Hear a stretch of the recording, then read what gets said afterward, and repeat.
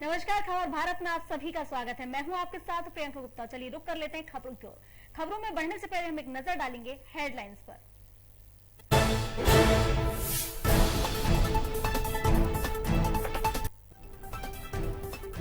भारत में कोरोना का मिला नया वेरिएंट। ब्रिटेन और ब्राजील से आए लोगों में वायरस का नया स्ट्रेन वायरल डेल्टा वेरिएंट की तरह ही खतरनाक।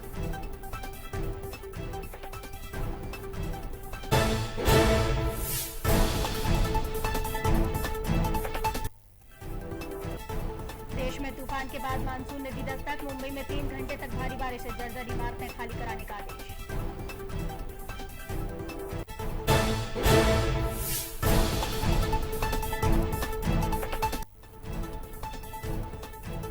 छत्तीसगढ़ के स्वास्थ्य मंत्री का टीके पर बड़ा ऐलान। कहा टीके बने नहीं थे और केंद्र सरकार ने कर दिया था वैक्सीनेशन का ऐलान। टीकाकरण न होने का आरोप राज्य सरकार पर थोपा।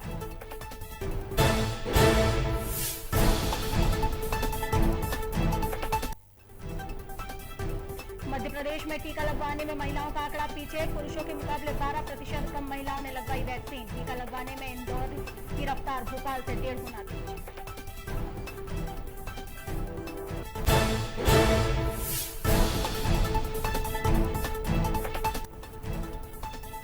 और छात्रा की फर्जी फेसबुक आईडी बनाकर आरोपी करता था परेशान। फर्जी फेसबुक पर जुड़े मित्रों को बांटता था छात्रा का नंबर। आरोपी को साइबर क्राइम ने किया गिरफ्तार।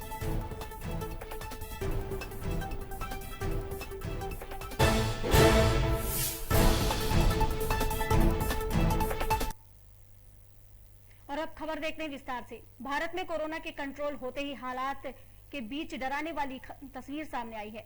पुणे की नेशनल इंस्टीट्यूट ऑफ वायरोलॉजी ने कोरोना वायरस की जीनोम सीक्वेंसिंग में नए वेरिएंट का पता लगाया है। समाचार एजेंसी के मुताबिक यह वेरिएंट ब्रिटेन और ब्राजील से भारत आए लोगों में पाया गया है। आपको बता दें कि यह भारत में पाए गए डेल्टा वेरिएंट की तरह ही खतरनाक है।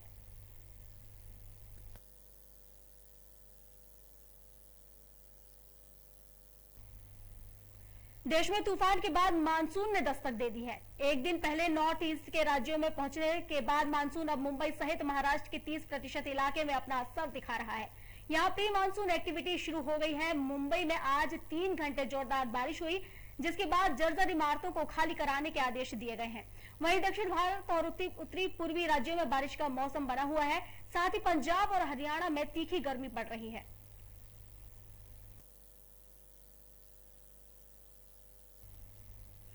छत्तीसगढ़ के स्वास्थ्य मंत्री टीएस सिंहदेव ने टीकाकरण को लेकर जारी सियासत के मुद्दे पर मीडिया से खुलकर बात की है। उन्होंने कहा कि टीकाकरण को लेकर केंद्र सरकार ने फैसला किया है कि 2 कंपनियों से देश को टीके मिलेंगे। वहीं देश के 30 करोड़ लोगों को 2 डोज यानी 60 करोड़ टीके लगेंगे। जनवरी में टीकाकरण का ऐलान कर दिया, लेकिन तब तक सरकार के पास 60 करोड़ टीके बने ही नहीं थे।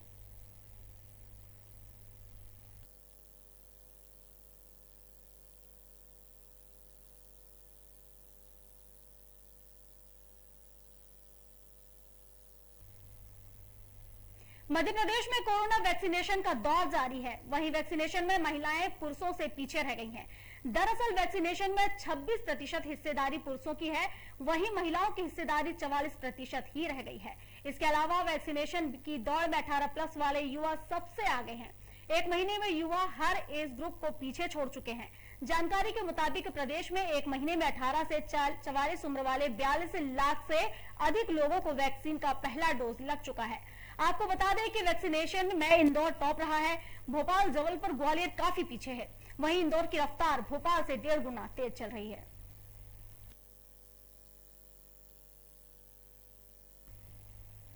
राजधानी भोपाल में प्रतियोगी परीक्षा की तैयारी करने वाली छात्रा की फर्जी फेसबुक आईडी बनाकर परेशान करने वाले मनचले को साइबर क्राइम ने गिरफ्तार कर लिया है। आरोपी लंबे समय से छात्रा को परेशान कर रहा था। एएसपी अंकित जायसवाल ने बताया कि जांच में आरोपी छात्रा का ही परिचित निकला।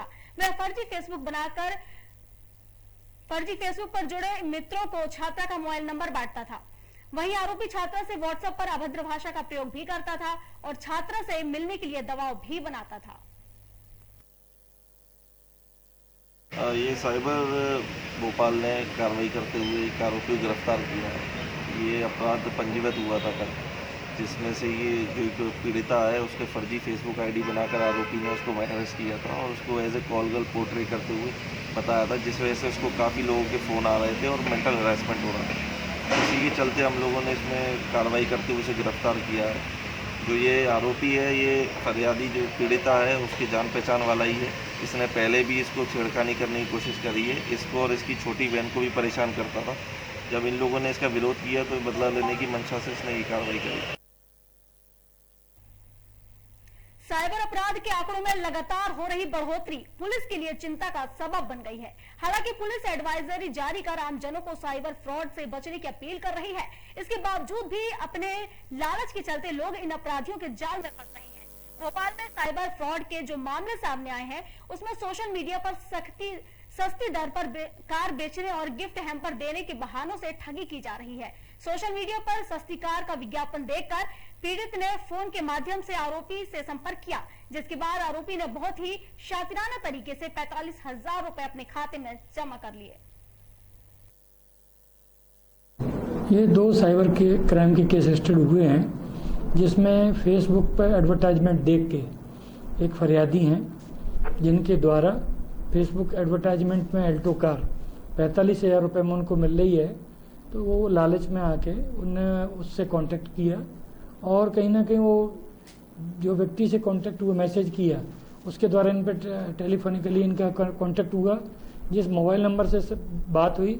इसके बाद उसने 2 नंबर और से बात कराई कि हमने इनको भी कार दी है और बाद में इनने गूगल पे के माध्यम से 45,000 रुपये 45,000 उसके खाते में ट्रांसफ़र कर दिए। बाद में कार भी नहीं मिली, पैसे भी नहीं मिले और वो जो खाता धारक था उसके द्वारा मोबाइल बंद कर लिया गया, उस मोबाइल धारक के द्वारा। इस तरीके से कुल मिला के इनके साथ में एक ऑनलाइन फ्रॉड हुआ है, जिस पर कार्रवाई की गई है। आगे की आरोपी की पतरासी की जा रही है। पन्ना के ग्राम कटरा का एक वीडियो सोशल मीडिया पर वायरल हो रहा है, जिसमें विधवा महिला से मारपीट के बाद दबंग बेखौफ पुलिस के सामने जान से मारने की धमकी दे रहा है। मामला एक छोटे से जमीन के टुकड़े का है, जहां पत्नी के गुजर जाने के बाद छोटी सी जमीन से खेती करके अपना परिवार भरण पोषण कर रहा है। वहीं पास में रहने वाले लक्ष्मी ओमरे ने इनकी जमीन पर कब्जा करना चाहा। इस पर पुष्पा वाजपेयी और उनकी बेटी ने ऐसा करने से मना किया तो लक्ष्मी ओमरे ने उन पर जानलेवा हमला कर दिया। वहीं पीड़ित परिवार ने पुलिस पर मामले को गंभीरता से न लेते हुए और छोटी मोटी धाराएं लगाकर छोड़ने का आरोप लगाया है।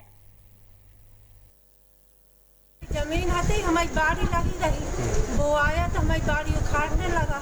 फिर इतने हम मना किए, बस इतने में वो उखाड़ तो हम लोगों को मारने गाली गलौज करने लगा। बहुत उठपटांग गाली दी और कुल्हाड़ी डंडा जो कुछ भी पाया सब कुछ मारा, फिर तो खून खर्ची कर दिया। पुलिस में आपने शिकायत की? पुलिस में शिकायत की हमने, तो वो थाना ले गए, हमें बुलाई, ले गए वो थाना।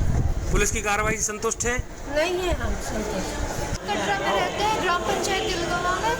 वहाँ पे लक्ष्मी उमरे कल रात से हम लोगों को गाली गलौज कर रहा था। आज सुबह भी जब हम लोग सोकर उठे, बाहर आ गया, घर के बाहर गाली गलौज करने लगा और हमारी ज़मीन पे कब्जा करने लगा।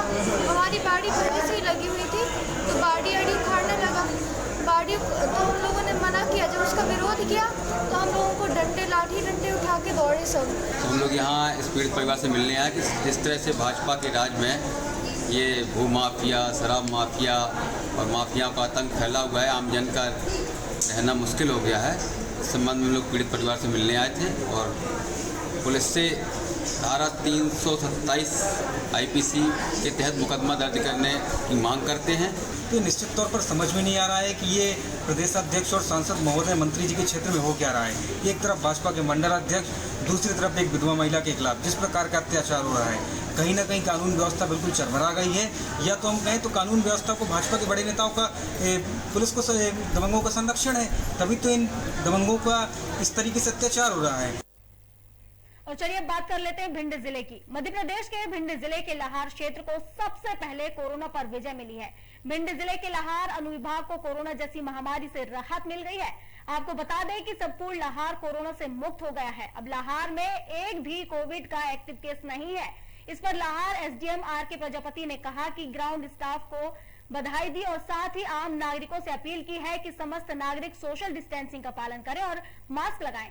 जिससे गांव की आशा उषा वर्कर्स से लेकर पुलिस, स्वास्थ्य विभाग, राजस्व अमला, समाज सेवियों, पत्रकारों सहित अन्य सभी की भूमिका अहम रही है। आम नागरिकों ने भी प्रशासन का सहयोग किया। इसके लिए एसडीएम आर.ए. प्रजापति ने सभी का आभार व्यक्त किया और कहा कि आगे भी कोरोना से बचाव के लिए सभी नियमों का पालन करें।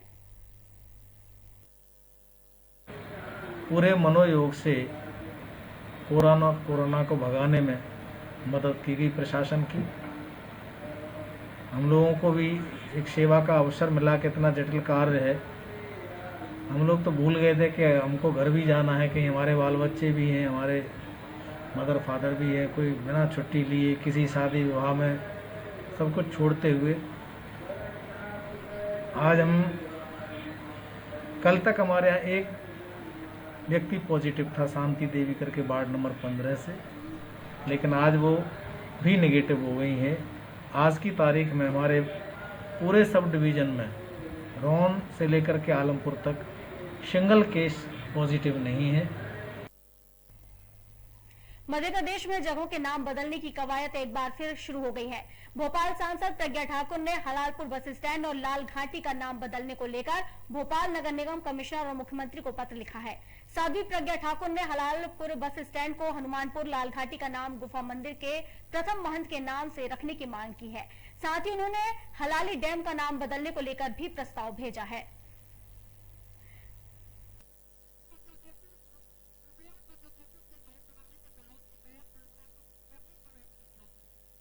हलाल जो है, हलाल उन लोगों को किया गया था, सैनिकों को, हिंदू सैनिकों को, और हिंदू लोगों को जो हलाल किया गया था वहाँ की जनता को, तो उसका नाम हलालपुरा बस स्टैंड रख दिया गया है। हम इस बीभत्स इतिहास को बदल करके और भोपाल को एक चेतना देना चाहते हैं और भारतीय संस्कृति के ऊपर कुठाराघात करने वाले जो गुलाम लोग थे, जो जिस प्रकार से ये मुस्लिम लोग थे जिन्होंने आक्रमण किया था, उनको हम उनका पटाक्षेप करते हैं और उस स्थान का नाम हनुमान टेकरी नजदीक होने के कारण उस हलालपुरा बस स्टैंड का नाम हनुमानपुर कर दिया है। और इसके लिए मैं श्रीमान मुख्यमंत्री जी को और नगर निगम कमिश्नर को मैं आज पत्र भेजूंगी और उसके साथ ही इसका जो प्रस्ताव पारित होकर जो भी प्रक्रिया है मैं वो पूर्ण करूंगी।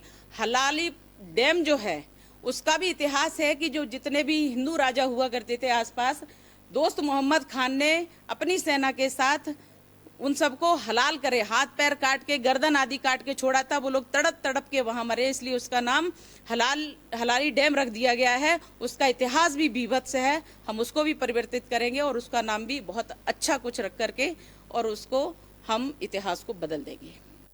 प्रज्ञा ठाकुर के नाम बदलने के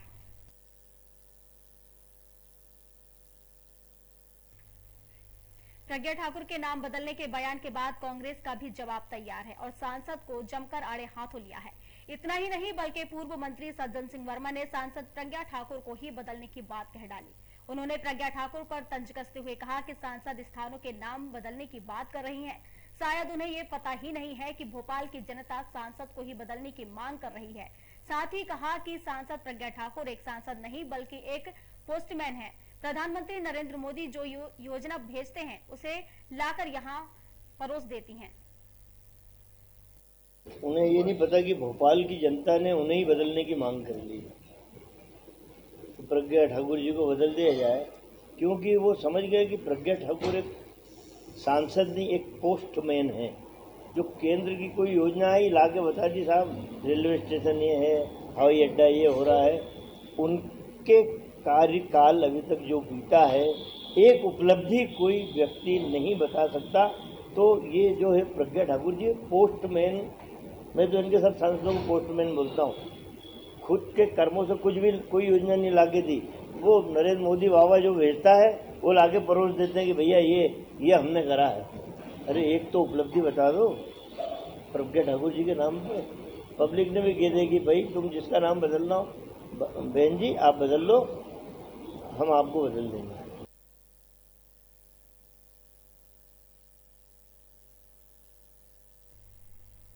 लगातार चल रही सियासत के बीच कई नेताओं की बयानबाजी उन्हें खतरे में डाल रही है। ऐसा कुछ विधायक राकेश गिरी के साथ हुआ। बता दें कि राकेश गिरी ने सिंधिया समर्थकों पर कई आरोप लगाए थे, जिसके बाद राकेश गिरी ने बीजेपी प्रदेश अध्यक्ष वी.डी. शर्मा से मुलाकात कर अपने बयान को वापस लिया और खेद जताते हुए कहा कि बीजेपी अध्यक्ष से चर्चा के दौरान जो घटनाक्रम हुआ उसके लिए मैं खेद प्रकट करता हूँ। मेरा किसी से कोई विवाद नहीं है, क्षणिक परिस्थितियां थी जिसके कारण आवेश में आ गया था। आज माननीय प्रधानमंत्री जी से जो घटनाक्रम हुआ है सर इधर देखिए, उसके संबंध में मुलाकात हुई है और जो घटनाक्रम है चूँकि बैठक के दौरान चर्चा के दौरान आवेश में कुछ ऐसी बातें हो गई हैं जो नहीं होना चाहिए थी और उन बातों के लिए मैं क्षमा चाहता हूँ जिन्हें इससे मेरी बातों से कोई जो आहत हुए थे और एक वातावरण में कहीं ना कहीं चर्चा। टीकमगढ़ में कुछ घटनाक्रम हुआ था, उसको लेकर के मैंने टीकमगढ़ के अपने सभी जो वहाँ के जिलाध्यक्ष हैं, वहाँ के विधायक हैं, राकेश गिरी, उनको सबको बुलाया था, उनसे बात हुई है और सारी बातों का समाधान ठीक से निकलेगा। लग रहा सर मेन मुलाकात जो चल रही है बड़ा गाँव का दौर चल रहा है, या बाएं या सच्चाई है, क्या है व्हाट्सएप को लेकर नेताओं की मुलाकात? देखिए ये सब जो है भारतीय जनता पार्टी की सरकार माननीय शिवराज सिंह चौहान के नेतृत्व में कोविड के महामारी के संकट से निपटने में सरकार और संगठन दोनों ताकत के साथ लगे हुए हैं। भिंड जिले की लाहार विधानसभा के दबोह नगर परिषद के द्वारा लाखों रुपए का भ्रष्टाचार किया जा रहा है। वहीं हितग्राहियों को मिलने वाले दिव्यांग रिक्शा वार्ड वासियों के लिए कचरा वाहन और फोगर स्पेयर कबाड़ में तब्दील हो गए हैं। बावजूद इसके संबंधित अधिकारियों का इस ओर कोई ध्यान नहीं है, बल्कि कमिश्नर खोरी के चक्कर में 10 लाख कीमत के ट्रैक्टर और 2 ट्रॉली खरीदी गई है, लेकिन रख रखाव न होने के कारण लाखों के वाहनों में जंग लगती जा रही है। और एक जहां संबंधित अधिकारी पूरे मामले में से बचते नजर आ रहे हैं, तो दूसरी ओर पूर्व अध्यक्ष ने नगर परिषद के अधिकारियों पर कई आरोप लगाए हैं। जब मैं अध्यक्ष बना तो अपने बहुत ही अरवानों के साथ दबों को स्वच्छ और साफ सुथरा रखने के लिए वाहन खरीदी का हमारी परिषद द्वारा कार्य किया गया था। लेकिन जी नगर परिषद के 1.5 साल के कार्यकाल में प्रशासन के जो अधिकारी कर्मचारी है उनकी लापरवाही के कारण इन वाहनों को उन्होंने खत्म कर लिया गया है। मैं बताना चाहता हूं कि नगर परिषद में जब हमारी परिषद गठित हुई उस समय कचरा उठाने के लिए वाहन नहीं थे, जिनमें 30 से 40 लाख रुपए का माल जंग खा रहा है और वो कचरे के रूप में उपयोग किया जा रहा है। जैसे यहाँ पर 20 दिव्यांग गाड़ियों हैं, 4 वाहन कचरा गाड़ी हैं, इसके बारे में क्या कहेंगे? अगर ऐसी गाड़ियां हैं कुछ मरम्मत से ठीक हो सकते हैं तो अपन फंड के लिए लिखेंगे कि उनकी मरम्मत में कितना फंड लगता है, क्या लगता है, लिखवा लेंगे। चालू होने लायक होंगे थोड़े बहुत पैसे में तो अपन प्रयास करेंगे उनको ठीक करवा लिया जाए। जितने संसाधन होंगे उतनी हमारी नगर परिषद बहुत अच्छा काम कर सकेगी। भोपाल में बीएमएलटी लैब टेक्नीशियन के 20 छात्रों के एक साथ एक ही सब्जेक्ट में फेल होने पर सभी छात्रों ने चिकित्सा शिक्षा मंत्री को ज्ञापन सौंपते हुए जांच की मांग की है। बता दें कि इस परीक्षा में किसी भी छात्र को 5 से ज्यादा अंक नहीं दिए गए हैं, जिसकी शिकायत कर रहे छात्र छात्राएं चिकित्सा शिक्षा मंत्री के बंगले पर पहुंचे। इस दौरान चिकित्सा शिक्षा मंत्री विश्वास सारंग सभी की समस्याएं सुनी और समाधान करने का आश्वासन भी दिया। वहीं छात्रों का कहना है कि नवंबर में उनके एग्जाम हुए थे, जिसका रिजल्ट 1 जून को आया और एक ही सब्जेक्ट में 20 बच्चों को फेल कर दिया। बताया जा रहा है कि सभी छात्र फर्स्ट ईयर के मेरिट के बच्चे हैं और सभी ने बीएमएलटी लैब टेक्नीशियन की सेकेंड ईयर की परीक्षा दी थी। नारंगपुर से हैं, जिसकी यूनिवर्सिटी एमपीएमएसयू जबलपुर में है। नवंबर में हमारी एग्जाम हुई थी, जिसका रिजल्ट अभी 1 जून को आया है, जिसमें एक ही सब्जेक्ट में 20 बच्चों को फेल कर दिया गया है, जिसमें किसी को 0, किसी को 1 या 2 नंबर दिए गए, 5 से ज्यादा नंबर किसी को दिए हैं। तो सभी का ये कहना है कि 0 नंबर किस बेस पे दिए हैं। हम चाहते हैं हमारी कॉपी हमारे सामने ओपन की जाए तो हम संतुष्ट हो जाएंगे, क्योंकि फर्स्ट ईयर में सभी मेरिट के बच्चे सभी अच्छे नंबरों से पास किए गए हैं। हमने बीएमएलटी सेकंड ईयर की परीक्षा दी थी, जो कि डिग्री कोर्स है लैब टेक्नीशियन का।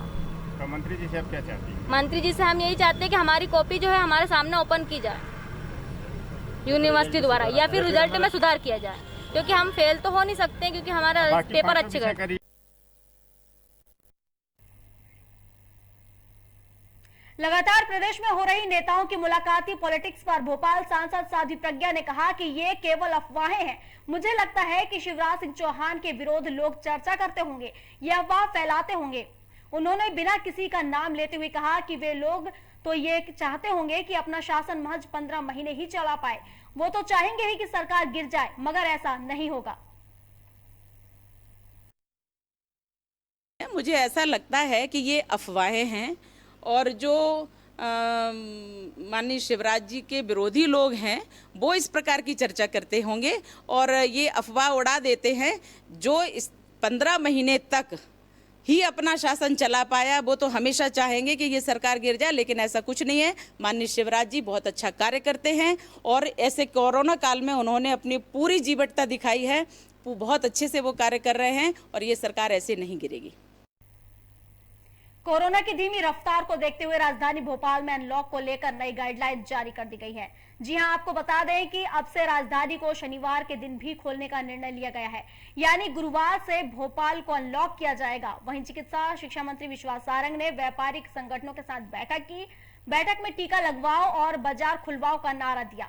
साथ ही कहा कि व्यापारियों को अपने कर्मचारियों का 100% वैक्सीनेशन कराना होगा, जिसके लिए बुधवार से वैक्सीनेशन कैंप भी लगाए जाएंगे। जिम, स्विमिंग पूल ये बंद रहेंगे। होटल में अभी भी डाइनिंग अलाउ नहीं की है, बैठकर खिलाने की व्यवस्था नहीं की गई है। टेक होम डिलीवरी रहेगी। लॉकडाउन को लेकर के शनिवार रविवार इसको लेकर के क्या शनिवार की शनिवार अब हम खोलेंगे। समय को लेकर के कोई पाबंदी? 8 बजे से ही कोरोना कर्फ्यू रहेगा। फिलहाल इस बुलेटिन में बस इतना ही। आप बने रहिए खबर भारत के साथ। नमस्कार।